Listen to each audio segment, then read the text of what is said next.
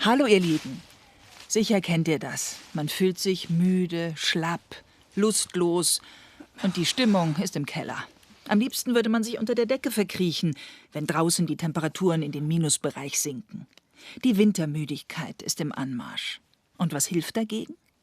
Wir haben da einige Ideen und laden euch ein zu einem Tag im Wald.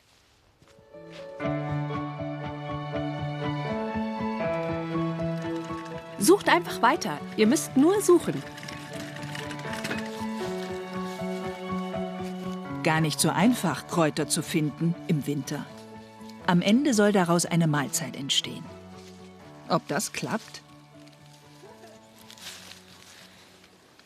Die habe ich gefunden. Wusstet ihr, dass Brennnesseln Vitamin C enthalten?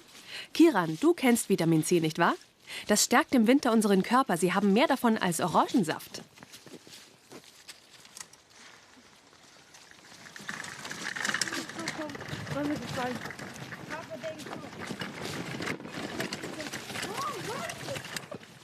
Für mich ist hier im Wald alles nur Unkraut. Für Jessica, die Expertin, sind das Wildkräuter, die man essen kann. Aus den gesammelten Kräutern zaubert sie köstliche Leckereien. Bio pur. Ein Geschenk aus der Natur.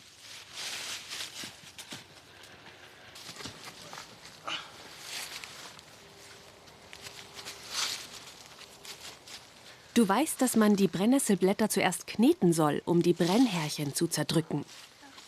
Die Brennnessel gut durchkneten. Und wie schmeckt's? Roh.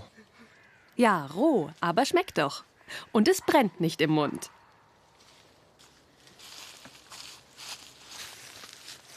Wisst ihr, warum die Brennnessel brennt? Wisst ihr das? Weil sich damit die Pflanze schützt. Stimmt.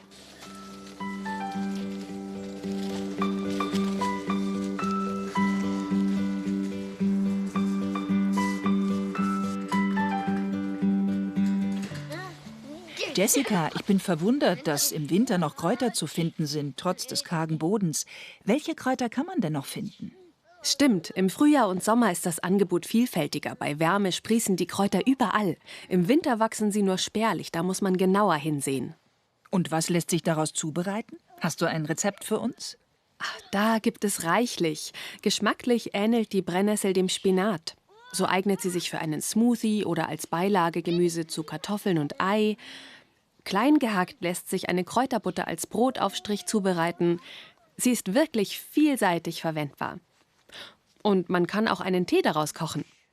Wow, die Natur serviert uns ein reichhaltiges Angebot. Aufs Einkaufen könnte man glatt verzichten. Ja, wenn man sich auskennt und weiß, wo man was findet, durchaus.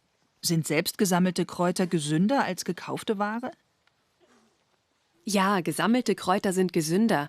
Gekaufte werden oft in Monokulturen angebaut, also immer die gleiche Pflanzenart auf demselben Feld, sodass der Boden Nährstoffe verliert.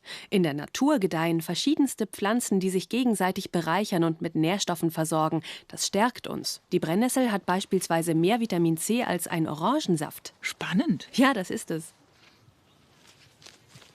Damit kommen wir zu unserem ersten Tipp gegen Wintermüdigkeit.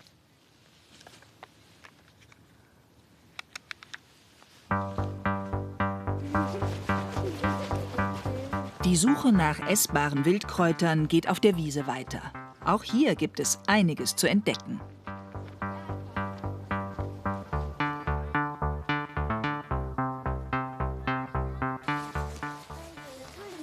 Ah ja, ich habe welches gefunden. Nimm Spitzwegerich.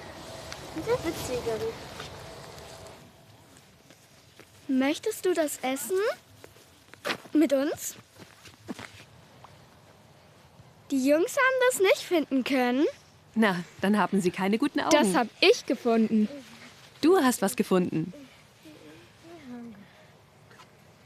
Und das ist? Das ist Spitzwegerich. Genau, erkennbar an den Blattrippen und den spitz zulaufenden Blättern. Kennst du seine Wirkung auf die Gesundheit? Wie hilft er? Da kann man Medizin draus machen. Das ist so ein bekanntes Heilkraut. Ja.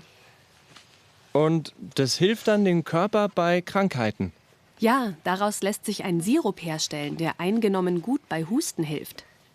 Genau, auch bei Juckreiz durch die Brennnessel kann... Ah, warte. Ja, genau. Man presst das Blatt aus und reibt den Saft auf die Stelle. Ja, genau.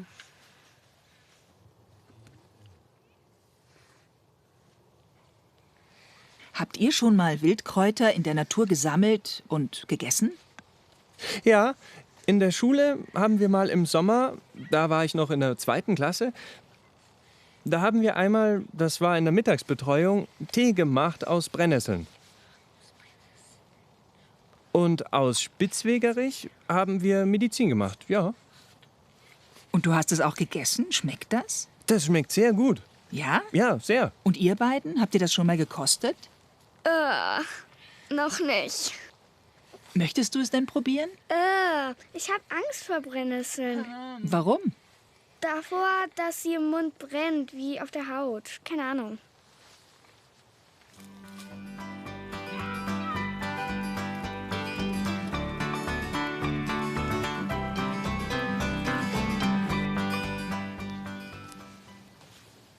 Während das Essen zubereitet wird, treffe ich mich jetzt mit Michael und Simon Glatt. Sie besitzen einen Wald und haben alle Hände voll zu tun, damit die Bäume wachsen und gedeihen.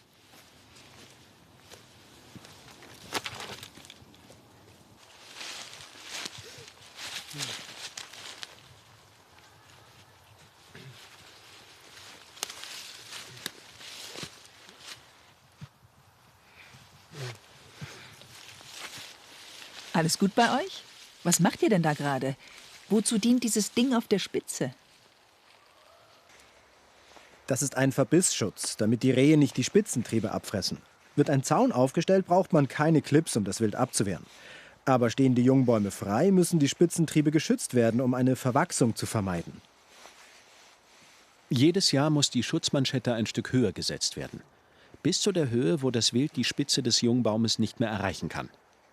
Dann kommt die Manschette ab und der Baum kann ungehindert und geradlinig wachsen. Ihr müsst euren Waldbestand regelmäßig auf Krankheiten und Befall prüfen. Manchmal müssen auch Bäume gefällt werden. Wie erkennt ihr das? Welche Probleme gibt es im deutschen Wald? Momentan gibt es viel Käferholz. Trockenheit und Hitze im letzten Sommer haben die Ausbreitung der Schädlinge begünstigt. Wir kontrollieren das und holzen aus, um den Schaden zu begrenzen. Wie inspiziert ihr den Waldbestand? Könnt ihr das genauer erklären? Was macht ihr gegen den Käferbefall? Wenn wir durch den Wald gehen, schauen wir uns die Baumwipfel an. Werden sie welk, sind sie befallen und der Baum verkümmert. Er muss dann gefällt werden. Das Gleiche gilt, wenn sich die Rinde löst. Auch dann muss der Baum weg. Entdecken wir im Stamm kleine Löcher, wo Sägemehl austritt, schauen wir uns die Rinde genauer an. Wenn wir Käfer entdecken, müssen wir sofort handeln, um eine weitere Ausbreitung zu verhindern. Wegen der anhaltenden Hitze und Klimaerwärmung bildet der Baum weniger Harz. Er wird trockener und angreifbarer für Schädlinge. Bei genügend Harzproduktion ist der Baum resistenter. Stichwort Waldschutz. Was könnt ihr zum Erhalt des Waldes beitragen, damit er gesund bleibt? Wir setzen auf Mischwälder und achten beim Aufforsten darauf, dass es ein Mischwald bleibt. Und umfallende Bäume, wie hier, holen wir aus dem Wald. Eine schweißtreibende Arbeit, die ihr da ständig leistet. Forstarbeiten sind körperlich sehr anstrengend. Aber es tut gut an der frischen Luft. Ein Ausgleich? Ja, das stimmt. Was tut ihr, um entspannen zu können? In der Arbeit haben wir ständig mit Menschen zu tun. Im Wald dagegen umgibt uns die Ruhe der Bäume. Wir pflegen sie durch unsere Arbeit. Geht es den Bäumen gut, dann freuen wir uns. Und wir sind an der frischen Luft.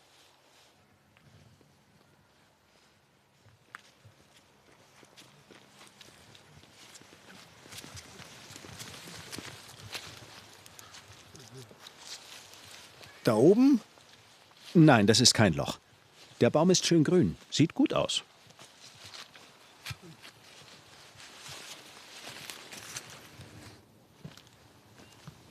Unser Tipp Nummer 2: Bewegung an der frischen Luft. Dazu gehören neben Arbeit auch Sport oder Spaziergänge.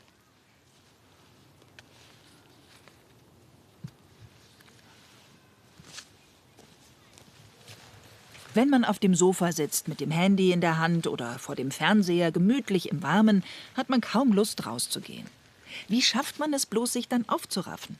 Und wenn Eltern versuchen, ihre Kinder rauszulotsen, wird gemault und gemeckert. Für Claudia ist das kein Problem. Wie das möglich ist, das werden wir gleich sehen.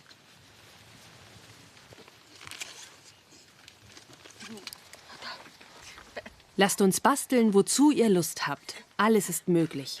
Im Wald kann man viel Material dazu finden. Zum Beispiel Tannenzapfen, Nadelzweige, Blätter oder vieles andere mehr.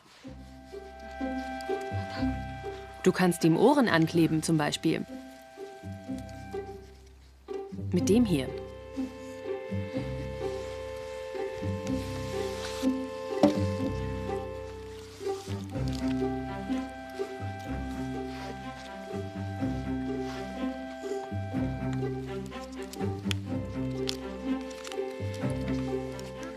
Gut. Oh je, du solltest geduldig warten, bis der Kleber hält, sonst fällt alles auseinander.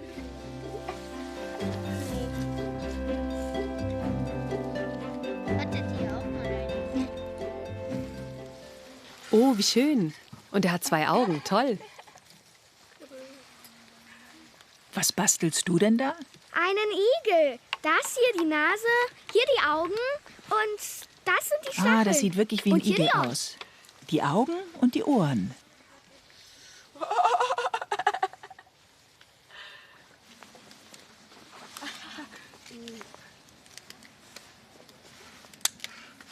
Bastelt ihr denn gemeinsam? Sie bastelt, ich lese lieber. Ah, du liest gern.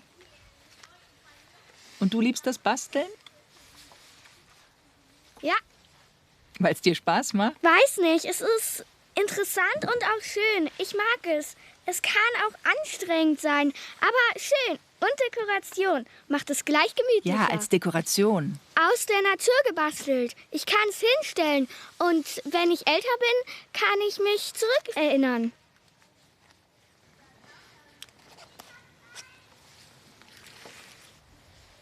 Basteln ist nicht nur eine Beschäftigung für Kinder. Ich merke, wie es auch mir hilft, abzuschalten und mich zu fokussieren. Ich vergesse die Welt um mich herum und gebe mich ganz dieser Aufgabe hin. Das ist spannend. Das ist wirklich schön.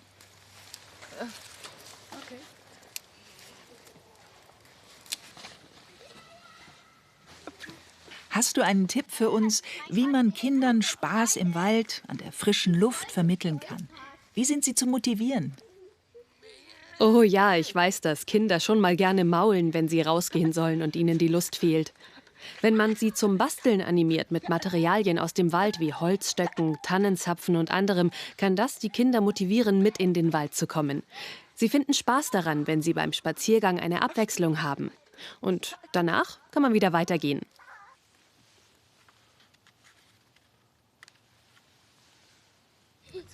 Hey, du musst noch warten.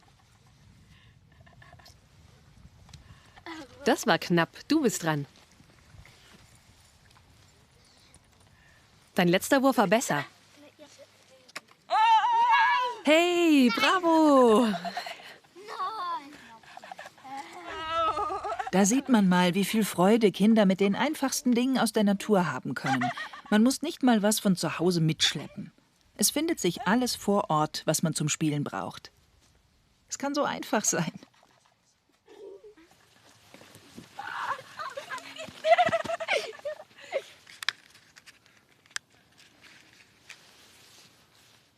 Gemeinsame Spiele und Hobbys heben nicht nur bei Kindern die Stimmung, auch Erwachsene profitieren davon.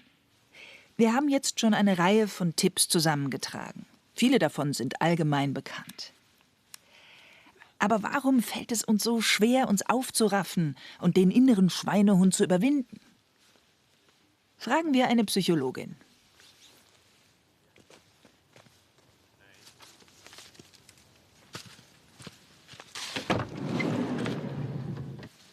Hallo, schön dich zu sehen. Hallo. Pünktlich zur Winterzeit machen sich Müdigkeit und Schlappheit breit. Woran liegt das? Was passiert in unserem Körper?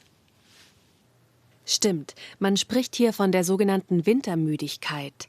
Gerade im Winter brauchen wir auffallend mehr Schlaf. Trotzdem fühlen wir uns müde und kraftlos. Wir haben Schwierigkeiten, uns aufzuraffen und zu konzentrieren, besonders in der Herbst- und Winterzeit. Das hängt mit dem Mangel an Licht zusammen. 2 Hormone spielen dabei eine wichtige Rolle. Zum einen ist es das Serotonin, das sogenannte Glückshormon, das unter anderem durch Licht produziert wird. Es macht uns aktiver und hält die Stimmung auf. Dann gibt es noch das Melatonin, das Schlafhormon, das bei Dunkelheit vermehrt produziert wird. Dadurch stellt sich der Körper auf Schlaf ein. Im Herbst und Winter, etwa Oktober bis März, nimmt der Melatoninspiegel zu und das Serotonin ab. Deshalb fühlen wir uns häufiger müde.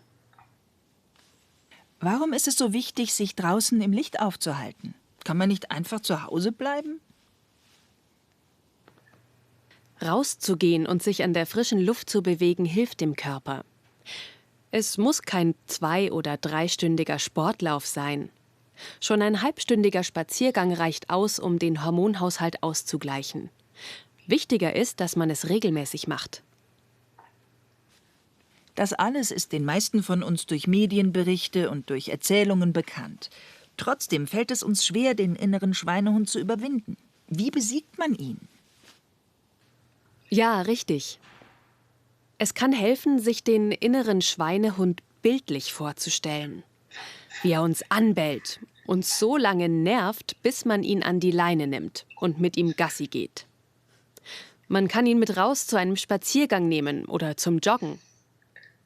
Außerdem kann es nützlich sein, einen festen Termin einzuplanen, also 2-mal pro Woche Joggen im Kalender einzutragen. So, als würde man sich mit einem Freund verabreden. Das sollte den gleichen Wert haben. Super, danke für das Interview. Tschüss.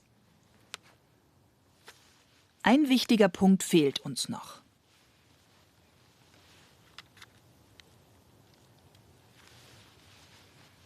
Entspannungsmöglichkeiten durch Yoga, Meditation und andere Methoden sind ja allgemein bekannt.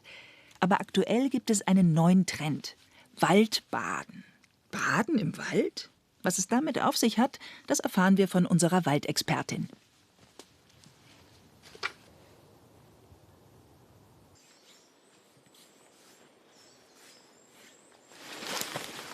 So, jetzt sind wir an dem Punkt, wo wir schön Wald baden können.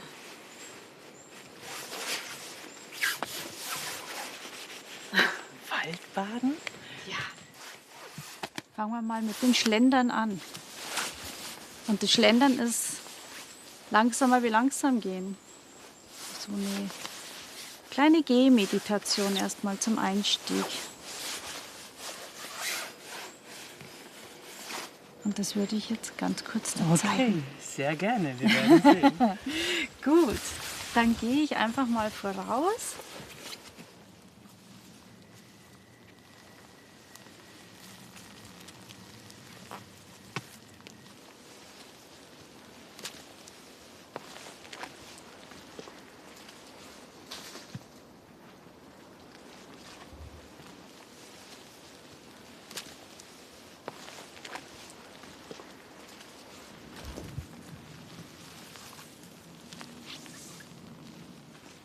Meine Liebe, wie hast du es empfunden?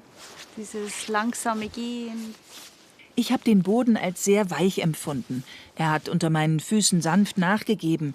Statt hart aufzutreten, bin ich federnd eingesunken. Das hat den ganzen Körper entlastet. Beim Gehen auf unebenem Gelände habe ich meine Fußgelenke gespürt. Und ich habe auch wahrgenommen, wie die Äste unter meinen Schuhen knackten. Was versteht man unter Waldbaden? Soll man sich ein Bad gönnen? Gut, aber hier im Wald? Ja, das ist ein bisschen verwirrender Begriff, muss ich auch zugeben. Also Waldbaden bedeutet nichts anderes wie Baden in der Waldluft. Das bewusste Verweilen in der Atmosphäre des Waldes, mal wieder mit seinen ganzen Sinnen aufnehmen. Das machen wir ja nicht so täglich immer. Und wenn man badet in der Badewanne, dann gibt man sich auch diesem Element Wasser hin. Und hier ist es nichts anderes. Wir nehmen das Element, die Luft, die ganze Atmosphäre, die ganze Düfte und vor allem auch die verschiedenen Tierwelten, die ganzen Farben in sich auf. Und das ist das klassische Waldbaden, was das ausmacht.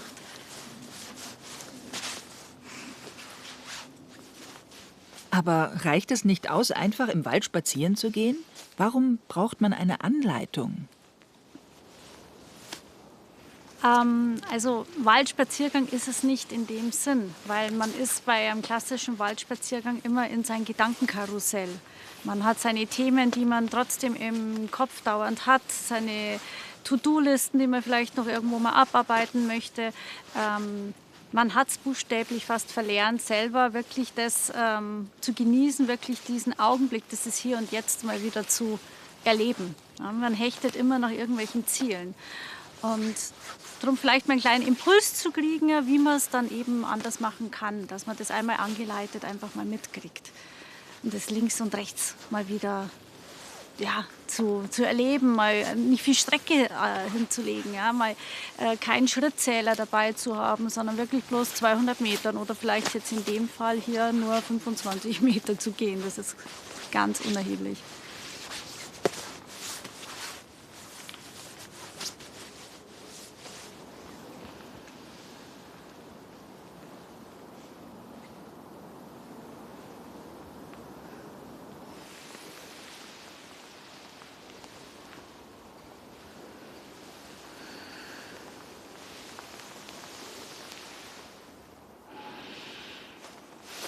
So eine Meditation im Wald lässt einen wieder zu Atem kommen und versorgt die Lungen mit einer Extraportion Sauerstoff. Man kann auftanken und fühlt sich tief entspannt.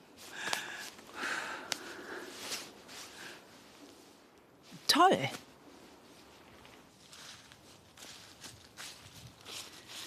So ausgeruht und voller Energie, wie ich jetzt bin, bekomme ich richtig Hunger. Mal sehen, ob das Wildkräuteressen schon fertig ist. Die Kinder helfen bei der Zubereitung. Aus Löwenzahn, Spitzwegerich und Brennnessel wird ein Buffet gezaubert. Viviane ist immer noch skeptisch. Warum gibst du das in die Pfanne? Was wird das? Chips? Wird dir schon schlecht?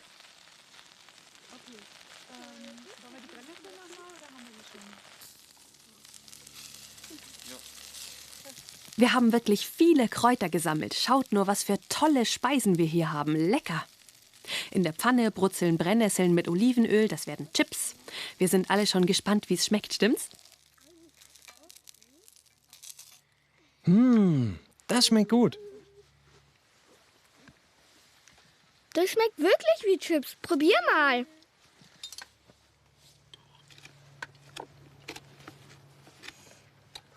Du musst probieren. Soll ich? Ja, ich hab's schon gegessen. Schmeckt das? Das ist wie... Das sind Ich Chips. koste mal.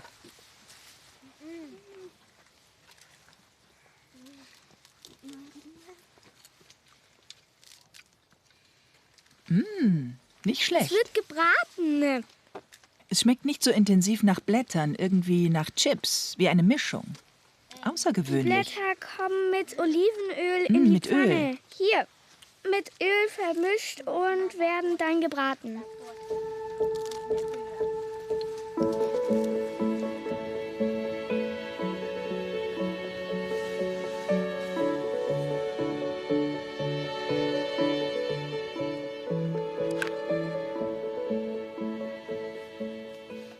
Wer Wildkräuter sammeln will, der muss sie natürlich genau kennen, denn es gibt auch giftige. Wenn ihr mehr darüber wissen wollt, dann empfehle ich zum Beispiel diese 2 Bücher. Da gibt's Informationen zu Pflanzen und Kochrezepte.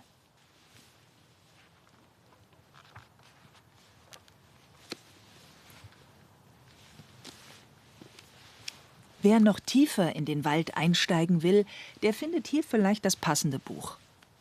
Ein Förster beschreibt die Geheimnisse des Waldes. Er meint, dass Bäume Gefühle haben, Empfindungen und auch ein Gedächtnis. Spannend. Und natürlich habe ich auch noch einen Büchertipp für Kinder.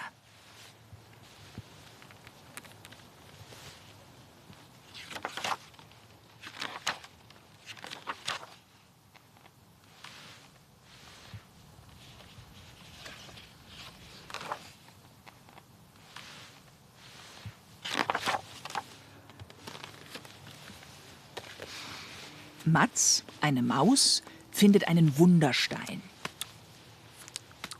Er strahlt Wärme und Licht aus. Aber wird der Fund den Mäusen Glück bringen oder wird er alles zerstören? Wer weiß.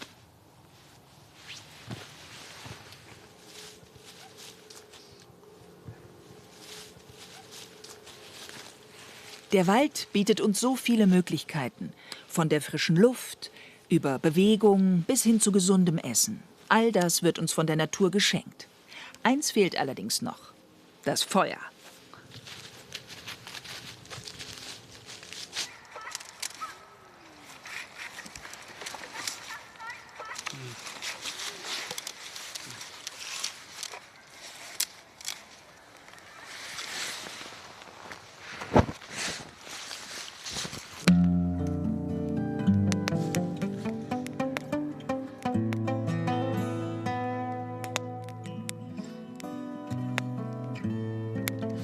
Endlich. Danke für das Feuer, das ihr im Schweiße eures Angesichts entfacht habt. Oh, herrlich warm. Zündet ihr euch nach getaner Arbeit öfter ein Feuer an? Nein, bisher nur ein-, zweimal. Nur einmal? So selten? Tja, wir haben so viel zu tun. Das hier ist ein sogenanntes Schwedenfeuer. Wie habt ihr das gemacht? Zuerst säge ich mit der Motorsäge senkrecht in den Baum nach unten. Dort kommen dann seitlich Lüftungsschlitze rein. Und schließlich wird der Stamm sternförmig ausgehöhlt, sodass von unten die Luft raufziehen kann. Das ist alles. So brennt das Feuer gleichmäßig und die Asche fällt nach unten, oder wie? Das Feuer breitet sich ringförmig aus. Von unten kommt die Luftzufuhr und die Asche rieselt nach unten. Durch die Belüftung von unten hält das Feuer lange. Andernfalls würde es ersticken und ausgehen. Stimmt. Wie wichtig die Elemente sind. Luft, Wasser, Feuer, Holz, alles miteinander verbunden. Ein Kreislauf. Ja, der Stamm muss feucht sein, um gut brennen zu können. Wenn er trocken wäre, würde er rasch abfackeln. Durch die Feuchtigkeit brennt es langsam. Die Feuchtigkeit entweicht nach oben, das Feuer brennt ringförmig.